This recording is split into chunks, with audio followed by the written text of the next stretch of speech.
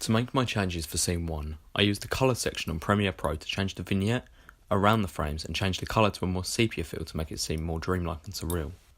I maintained the continuity by applying the same settings throughout the sequence. I created a narrative by using Enigma code. The sepia indicates a memory, raising the question to the audience as to whose memory it is. I'd made these changes to make sure that the technical aspects of the editing were as good as they could be.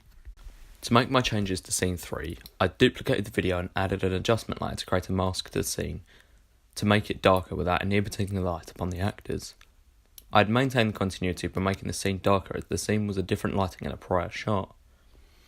I had added a soundtrack over Elijah walking to the dealer to emphasise the impact of Elijah going to get more drugs. This was synced with the beginning of the scene 3 and finishes at scene 5. I had made these changes so that the production would be fit for purpose and the technical quality was the best possible.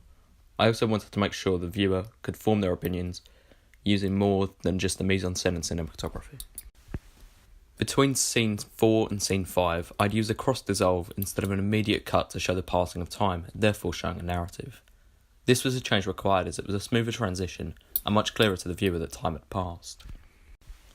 The changes to scene 7, I had trimmed the shots into thirds and slowed the middle third to 75% to make it seem as if the dealer was being strangled for a longer time. This adds emphasis to the actions the character has made, helping the audience form an opinion on the character. I'd also used the same audio track as scene 3 to emphasise the effect of Elijah going back to the same place, relating to Elijah's lifestyle going back to the same place each time. This was a necessary change as prior to the shot it was not fit for purpose as the strangling was not realistic enough as it was too fast. The transitioning from scene 9 to scene 10, I'd maintained the continuity by using a dip to black which then dissolves to a title card reading the next day, as opposed to immediately using a dissolve to the title card. The title card also dips to black and then the clip dissolves in. The title card explains the change in location and time of day. This helps create a narrative as the dissolve in immediately raises the question as to why the character is there.